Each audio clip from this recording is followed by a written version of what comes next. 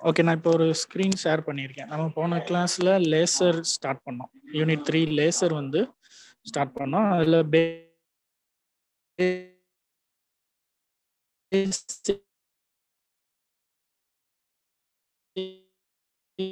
நம்ம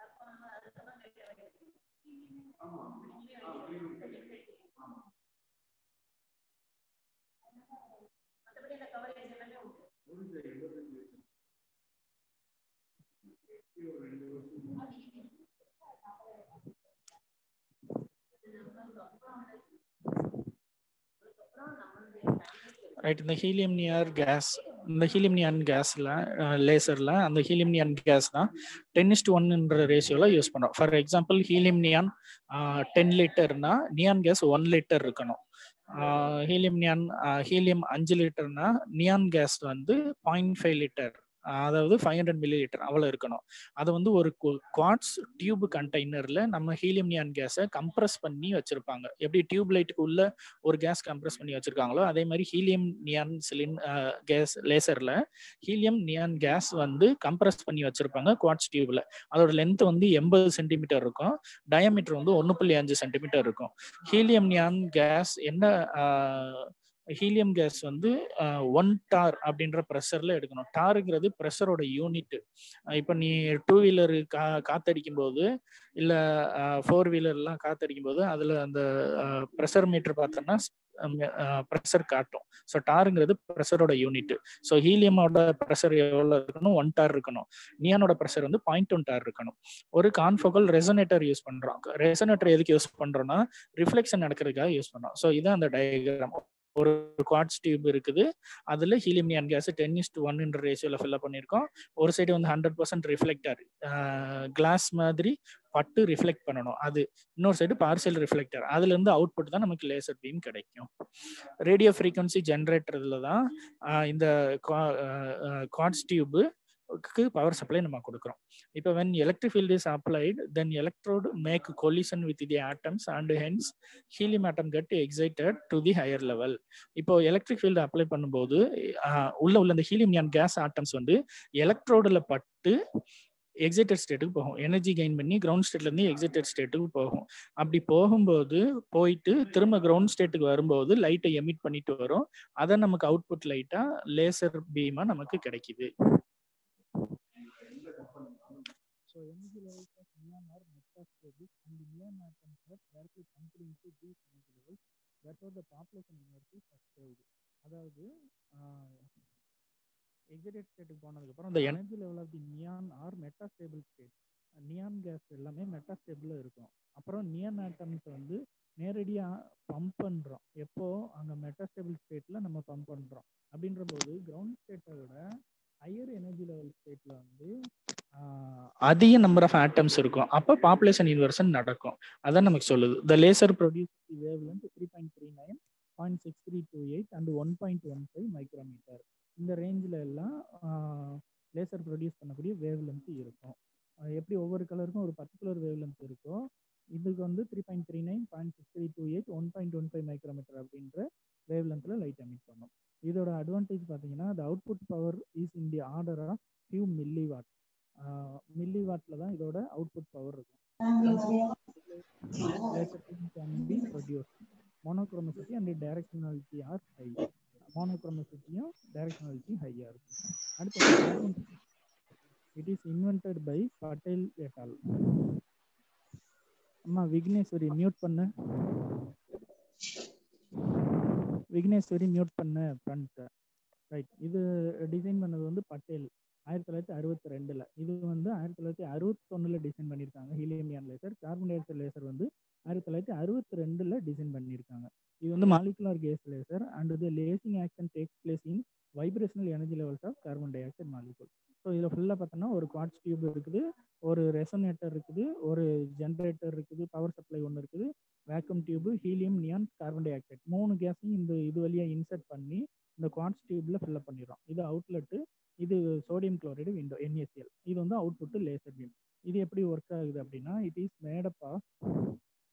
made up of a quartz tube of length 5 metre, 5 metre இருக்கும் quartz டியூபோட length, and diameter 2.5 centimetre. It contains helium, nitrogen and carbon dioxide gases. The end faces are fitted with NaCl window. The concentrated resonator made of silicon crystal with aluminum is used. So இது வந்து silicon aluminium material. இந்த quartz டியூப்ல helium, nitrogen, carbon dioxide gas வந்து இதில் fill up பண்ணிக்கிறோம். இப்போ எப்படி work ஆகுதுன்னு பார்ப்போம். The basic principle of CO2 laser is gaseous discharge. So carbon dioxide gas, helium neon gas ரெண்டோட பேசிக் பிரின்சிபலுமே gaseous discharge.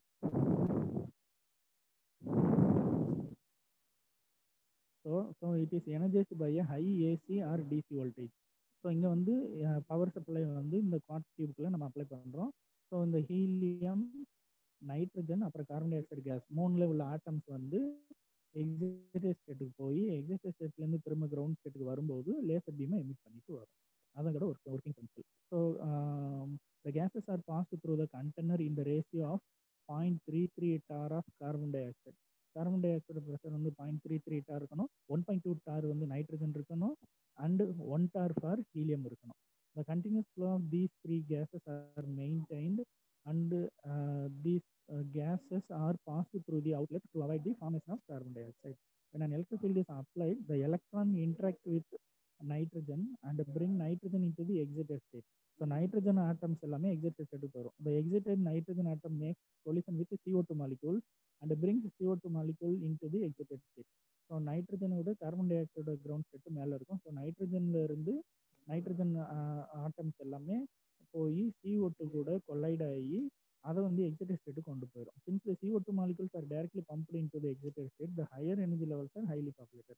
CO2 ஆல்ரெடி நம்ம எக்ஸைட்டட் ஸ்டேட்ல தான் பம்ப் பண்ணுறோம். அப்படின்ற போது கிரவுண்ட் ஸ்டேட்டோட ஹையர் எனர்ஜி லெவல் ஸ்டேட்டில் அதிக நம்பர் ஆஃப் ஆட்டம்ஸ் இருக்கும். ஸோ ஆப்வியஸ்லி அங்கே highly populated then the lower energy level. Therefore, the population inversion is achieved. It produced the wavelength of 10.6 micrometer and 9.6 micrometer. So இது வந்து 1 மார்க்கில் கேட்க chance உண்டு. Helium neon laser எந்த wavelength லைட்டை produce பண்ணோம், laser லைட்டை, அதே மாதிரி கார்பன் டை ஆக்சைடு லேசர் எந்த வேவ் லென்த்தில் ப்ரொடியூஸ் பண்ணோம் அப்படிங்கிறது. அடுத்த advantage, the output power of 60 kilowatt is achieved. அங்கே வந்து வெரி ஃபியூ மில்லி வாட்டு தான் அச்சீவ்டு. இது கிலோவாட், ஆயிரக்கணக்கில் வாட்ஸ் வந்து achieved. The efficiency is about 30%. It produces a continuous output. It is used in industry for welding and cutting of metals. இந்த பர்பஸ்க்கெல்லாம் use பண்ணுறோம். So helium neon laser, gas, carbon dioxide laser, இது ரெண்டும் முக்கியமான big question. அப்புறம் applications of laser, treatment of டியூமர்ஸை laser லைட்டை கண்டினியூஸாக பாஸ் பண்ணி டியூமர்ஸை கட் பண்ணி நம்ம அதோட ட்ரீட்மெண்ட்டுக்கு யூஸ் பண்ணலாம். Dental studies, surgical applications, treatment of retina, eye ப்ராப்ளம்லாம் நீ கேள்விப்பட்டிருப்ப. இப்போ லேசர் மூலமாக க்யூர் பண்ணுறாங்க. அப்போ ரிமூவல் ஆஃப் யூரினரி ஸ்டோரையும் லேசர் யூஸ் பண்ணி நம்ம கரைச்சி வெளியே அனுப்பலாம். In industry, laser is used for cutting, welding, drilling and surface hardening. இது எல்லாத்துக்குமே இண்டஸ்ட்ரியில் இந்த லேசர் நம்ம யூஸ் பண்ணோம். வெல்டு பண்ணுறதுக்கு, கட் பண்ணுறதுக்கு, ட்ரில் கண்டினியூஸாக ஒரு இடத்துல ஃபோக்கஸ் பண்ணோம்னா அது கட் பண்ணிடும். ஸோ இந்த மாதிரி பர்பஸ்க்குலாம் யூஸ் பண்ணோம். The laser is used in optical fibre communication, leakage, cross talk, இதெல்லாமே ஆப்டிக்கல் ஃபைபர் கம்யூனிகேஷன்ல அவாய்ட் பண்ணிடலாம். இப்போ நமக்கு இன்டர்நெட் கனெக்ஷன் வருது இல்லை, அது வந்து த்ரூ ஆப்டிக்கல் ஃபைபர்ல தான் வருது. ஸோ அதில் வந்து இதேமாரி இப்போ லேண்ட்லைன் ஃபோன், நிறைய ஃபோன் பார்த்தீங்கன்னா ஆப்டிக்கல் கம்யூனிகேஷன் ஃபைபர் கம்யூனிகேஷன் வருது. அதில் வந்து கிராஸ் டாக் லீக்கேஜ் எல்லாம் லேசர் லைட் யூஸ் பண்ணனா அவாய்ட் பண்ணலாம். நியூக்ளியர் ஃபியூஷன் ரியாக்ஷன்ஸ், அப்புறம் ஐசோடோப்ஸை செப்பரேட் பண்ணுறது, velocity of light can be measured. Laser beams are used in defence field. Defence ஃபீல்ட்லையும் லேசர் பீம் யூஸ் பண்ணுறோம். And it is used in to accelerate the chemical reactions. Laser beam are used to produce hologram. Hologram அப்படிங்கிறது லென்ஸ்லெஸ் photography. இப்போ நம்ம எடுக்கிற photos எல்லாமே lens use பண்ணி தான் எடுக்க முடியும்.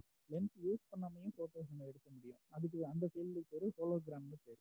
The laser is used and can be focused into a small spot of a convex lens to store more information in optical data storage medium. It is used to write and read in the compact disc. CDஸ்ல டிவிடிலலாம் laser light use பண்ணி நிறைய information இதில் நம்ம store பண்ண முடியும். So laser லைட்டை சிடியில் right பண்ணுறதுக்கு நம்ம யூஸ் பண்ணிக்கலாம். ஸோ அது போக மெடிக்கல் ட்ரீட்மெண்ட்ஸ் எல்லாத்துக்கும் நம்ம லேசர் வந்து யூஸ் பண்ணலாம். ஸோ இதோட இந்த யூனிட் முடியுது. ஸோ இந்த யூனிட்ல பேசிக்காக நம்ம என்னென்ன பார்த்தோம்? லேசர் அப்சார்ப்ஷன், அப்புறம் simulated emission, spontaneous emission, population inversion. So இதில் வந்து ஒரு 5 மார்க் கொஸ்டின் வரும், முக்கியமான question first of. So absorption, spontaneous emission, stimulated emission, population inversion இதெல்லாம் என்னன்னு கேட்கலாம். அப்புறம் இந்த ஹீலியம் நியான் லேசர் ஒரு முக்கியமான கொஸ்டின். அதுக்கப்புறம் கார்பன் டை ஆக்சைடு லேசர் அப்படிங்கிறது ஒரு முக்கியமான கொஸ்டின். அதுக்கப்புறம் அட்வான்டேஜஸ், அதுக்கப்புறம் அப்ளிகேஷன்ஸ் ஆஃப் லேசர். ஸ்டூடெண்ட்ஸ் இதில் ஏதாவது உங்களுக்கு டவுட்னா நீங்கள் கேட்கலாம்.